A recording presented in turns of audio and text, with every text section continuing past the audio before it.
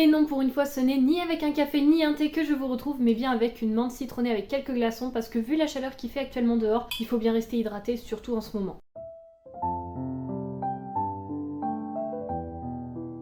Salut, j'espère que vous allez bien. Je suis ravie aujourd'hui de vous retrouver pour un avis lecture. Alors oui, il n'y a pas eu d'avis lecture sur mes livres que j'ai pu lire au mois de juin parce que ça ne pouvait pas faire l'objet d'une vidéo complète, donc je me suis dit je vais regrouper juin et juillet au niveau de mes lectures. Sauf que juillet, j'ai un petit peu rattrapé ce retard-là, j'ai un petit peu lu, écouté des livres audio, donc je vais justement séparer l'avis lecture de juillet en soi en deux parties, donc vous faire cette partie aujourd'hui avec mes lectures de juin et une première partie de mes lectures de juillet.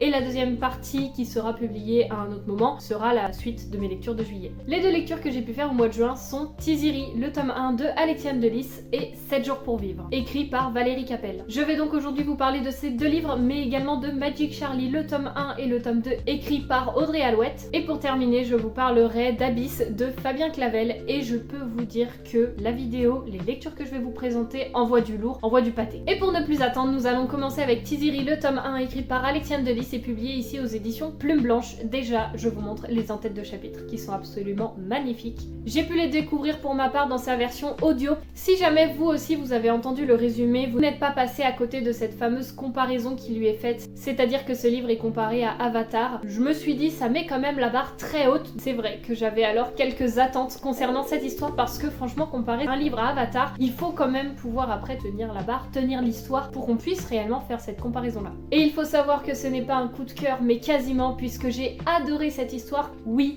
moi aussi je le dis, c'est comparé, enfin ça peut être comparable à Avatar avec la barre aussi haute. Ce roman est quand même exceptionnel et sa version audio lui rend très bien hommage. Toute la première partie de l'histoire, je l'ai suivie avec notre personnage, avec notre protagoniste. Vraiment, je suivais l'histoire, je me suis dit allez, je vais voir comment ça se passe. Et dès le moment décisif, dès le moment tournant de l'histoire, alors là on bascule dans un monde qui est en connexion complète avec la nature, avec les différentes espèces, au fait de prendre juste les ressources que l'on a besoin et ne pas surconsommer pour juste surconsommer. C'est vraiment une ode à la nature, une ode aux animaux, mais également un message sur le fait qu'avec soi-disant nos avancées, eh ben, on recule parce qu'on détruit finalement tout ce qui nous permet de parvenir à nos besoins fondamentaux. On y aborde également le fait que cette destruction n'est finalement qu'une autodestruction à petit feu et que un jour on en pâtira, ça c'est sûr. Le fait que chaque personnage a un chemin tracé, a une façon de voir les choses. Moi j'ai adoré notre protagoniste qui change, qui est vraiment un petit peu contre le peuple que l'on découvre pour beaucoup de raisons. Et finalement, quand ces deux peuples-là se rencontrent, autre que lors d'une bataille dans la forêt, qu'une chasse et qu'une course-poursuite, on y découvre alors énormément de choses et moi j'ai adoré. Je trouve que c'est vraiment un univers qui nous embarque, qui nous emporte, où on est au contact de l'herbe fraîche, l'herbe, vous savez, un petit peu humide, cette mousse omniprésente, tout en ayant cette tension de, ça se trouve, je vais me prendre une flèche, je vais me prendre quelque chose par des animaux, je vais me prendre des pièges tout simplement de la nature parce que je ne suis pas sur mon territoire et la nature a le droit de me chasser. Parce que clairement, nos personnages au début empiètent sur ce territoire-là. Donc il faut dire ce qui est, oui, ce livre peut être comparé à Avatar, il est exceptionnel. Je n'ai pas vraiment d'autres arguments à vous dire parce que c'est un tome 1, mais en tout cas il est très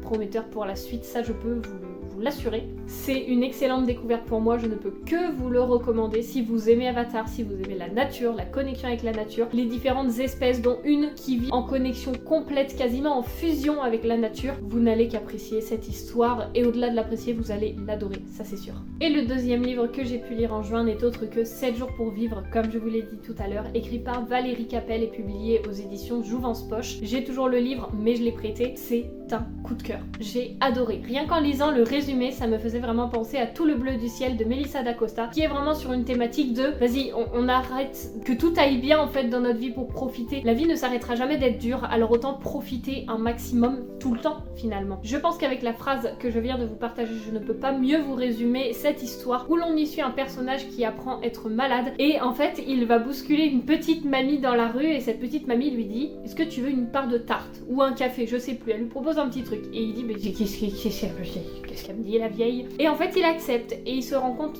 finalement que ce personnage, cette petite grand-mère va avoir une importance capitale finalement dans ce parcours de vie de ce personnage où on y suit au début un personnage limite, je dirais pas hautain mais vraiment droit dans ses bottes avec une entreprise, avec tout simplement des journées à rallonge comme beaucoup malheureusement dans la société actuelle, avec voilà le travail et le reste à côté ça n'a pas d'importance, et que finalement on se rend compte que si pendant une journée on délaisse tout, c'est pas grave, le monde ne va pas s'arrêter de tourner, et qu'au contraire prendre soin de soi ne permet que de mieux rebondir et juste d'observer, de profiter et d'être heureux tout simplement. En me lançant dans ce roman, j'avais vraiment besoin d'aller vers quelque chose qui allait me faire ressentir des émotions, qui allait vraiment limite me bouleverser, me bousculer. J'avais envie d'être attachée au personnage parce que je sortais de quelques lectures avant qui ne m'avaient pas fait ressentir trop d'émotions, où j'étais un petit peu restée stoïque par rapport à tout cela. Donc là j'avais vraiment besoin d'être éclaté en 1000 morceaux et ramasser à la petite cuillère à la fin, oui tout à fait. C'est vraiment ce que j'ai pu retrouver, parce qu'on a des personnages qui sont complètement authentiques, qui vivent et qui montrent l'importance que tout simplement préparer à manger pour quelqu'un, tout le bonheur que ça peut procurer en fait, parce que c'est un besoin fondamental, et quoi de mieux que de passer du plaisir autour de ça, de le partager, d'en reparler après, et puis de se projeter de qu'est-ce que tu voudras manger ce soir, qu'est-ce qui te ferait plaisir et comment cuisiner ça, etc.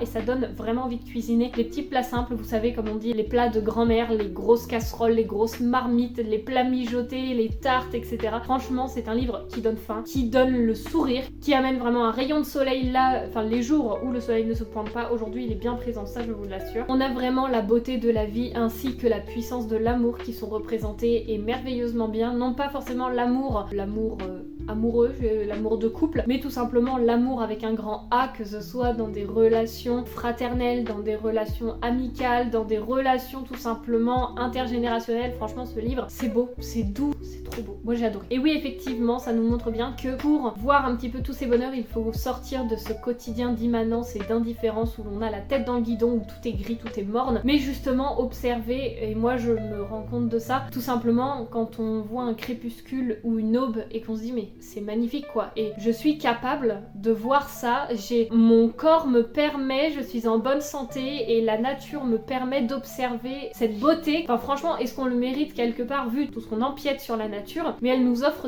des spectacles comme ça qui sont absolument magnifiques, et pour moi ça, ce sont des petits bonheurs importants qui font plaisir. Je trouve ça absolument magnifique de s'arrêter sur ces petites choses et de prendre le temps d'observer et de prendre le temps d'être reconnaissant. Donc si je vous dis que c'est juste un message sur la vie, ce n'est pas du tout une leçon, mais vraiment un message sur sois heureux, profite et t'inquiète pas si pendant une journée tu ne penses pas au travail, tout va bien se passer. Je ne peux que vous le recommander, et encore plus en ce moment où vraiment c'est l'été, où il fait beau, où il faut sortir, il faut se promener. Voilà, vraiment lisez ce livre, il est magnifique. Maintenant nous pouvons passer aux lectures de juillet, et alors là je vais commencer par vous parler de Magic Charlie, le tome 1 et le tome 2, écrit par Audrey Alouette, publié aux éditions Gallimard Jeunesse. Moi j'ai découvert les 2 premiers tomes dans leur version audio, et qu'est-ce que j'aime cette version audio, franchement elle est très immersive, et je découvrirai le tome 3 avec grand plaisir également dans la version audio. Pour le résumé, je ne sais pas trop ce que je peux vous faire, mais tout simplement c'est un livre dont on entend quand même énormément parler, et qui pour moi mérite tout l'engouement qu'il y a autour de cette trilogie. Dès les premières pages, mais vraiment dès la première page, on est emporté dans cet univers où en fait vous savez il se passe quelque chose, on suit un événement au début qui après nous propulse dans le futur, et on se dit waouh, il s'est passé ce truc dès le début, explosion quoi.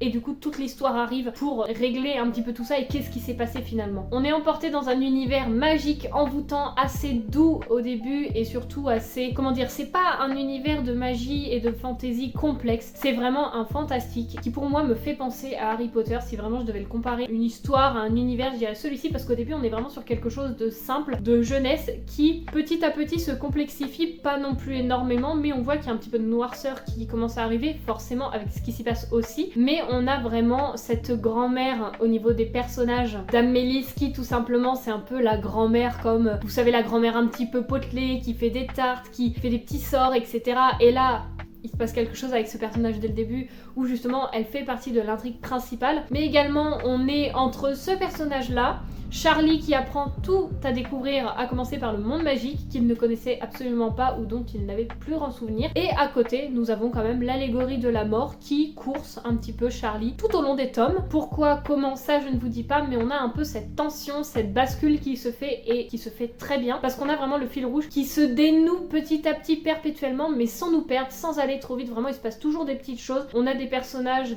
secondaires que l'on rencontre qui ont toute leur importance dans l'histoire, et même tout le groupe qui gravite tout le temps autour de notre protagoniste Charlie. C'est un groupe très agréable à suivre parce qu'on reconnaît chaque personnage, ils ont tous leur façon d'être. C'est des personnages qui sont quasiment rendus vivants, mais réellement vivants parce que ils ont leurs défauts, leurs qualités, ils sont comme ça, ils ont leur caractère et franchement, ils sont très agréables à suivre, ils sont très bien construits. On va suivre aussi tout ce qui est au niveau des émotions puisque Charlie est quand même un jeune adolescent, un jeune adulte finalement, à peu près dans ces âges-là. Et donc on a toutes les questions qui arrivent autour avec les sentiments qui peuvent naître avec d'autres personnages, mais sans pour autant qu'il y ait une romance ou tout du moins pas celle que je n'aime pas, c'est-à-dire que là on sent qu'il va peut-être se passer quelque chose. C'est pas hop, il y a du flirt et ça dure et ça dure. Non, pas du tout, c'est pas du tout comme ça, c'est vraiment très agréable à suivre. Moi j'adore cet univers, je passe un très bon moment, c'est un peu un univers cocon si je pourrais vraiment utiliser un adjectif pour le qualifier. C'est cocon, c'est doux, c'est enveloppant et j'ai très envie de découvrir le tome 3 quand j'aurai des crédits sur mon application de livre audio parce que là je n'ai plus de crédit actuellement, mais j'ai encore une lecture que je suis en cours, donc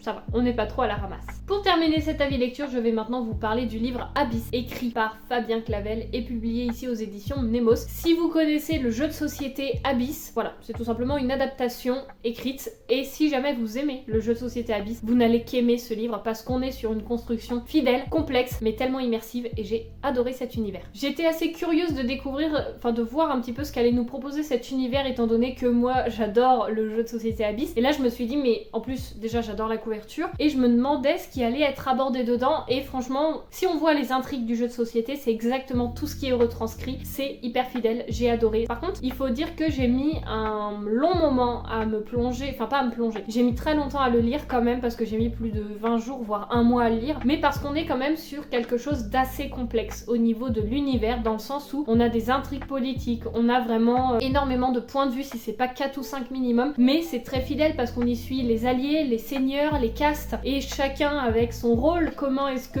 tous font qu'une société fonctionne, enfin que la société Abyss fonctionne. Donc déjà le temps de se repérer quel personnage, quand on le retrouve, qui fait quoi et quel est le but et où est-ce qu'on en est dans l'histoire, parce qu'il ne se passe pas énormément de choses tout au long du roman, mais justement je trouve que ça nous permet vraiment de nous mettre dans cet univers et de vraiment se centrer sur la construction, sur tout ce qui est les machinations, tout ce qui est vraiment l'univers en lui-même. Moi j'ai adoré, j'ai trouvé ça absolument génial, dans le sens où nos personnages ont des buts, ont une façon d'être, c'est complexe, ils sont franchement, moi j'ai trouvé que, je me suis dit mais les personnages sont hyper profonds, sont hyper bien créés et ficelés, et tous ensemble à un moment forcément il y a des croisements, ils se retrouvent, ça s'entrecoupe. Je vous avoue que j'ai quand même été perdue à certains moments, mais dans l'ensemble j'en ressors quand même avec une grande satisfaction de me dire l'univers est très bien dépeint. Quant au jeu de société, franchement ça a été une très très belle découverte. Prenez du temps pour le lire parce que ça va pas être lu du tout en une journée, ni même en 2 jours, enfin en tout cas sinon vous êtes très fort, bravo à vous. Mais en tout cas celui-ci, moi j'ai mis longtemps à le lire, mais qu'est-ce que j'ai adoré, qu'est-ce que c'est complexe, adulte, franchement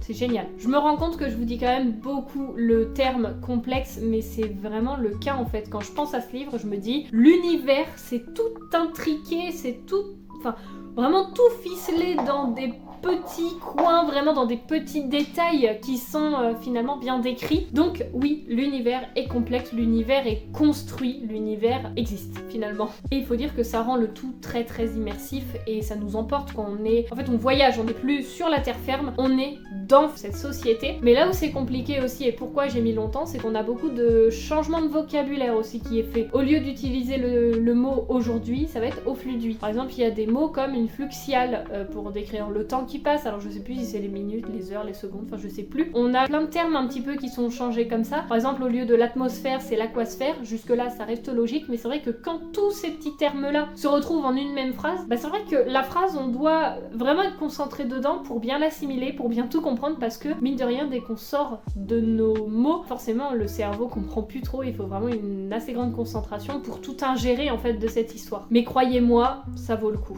Donc voilà, j'espère que cette vidéo vous aura plu, vous aura intéressé et que ces lectures vous auront donné envie de les découvrir. En tout cas, je l'espère vraiment parce que on a des univers qui sont exceptionnels. Enfin, vraiment, j'ai passé de très bons moments de lecture au travers de tous les livres que je viens de vous parler. En tout cas, j'espère que ces livres sauront vous intriguer, vous titiller la curiosité pour ensuite peut-être vous les procurer, je l'espère. J'espère que vous avez passé un agréable moment en ma compagnie et que certains de ces livres vous font envie. Et sur ce, moi je vous souhaite de très belles lectures et je vous dis à la semaine prochaine pour la nouvelle vidéo. Salut!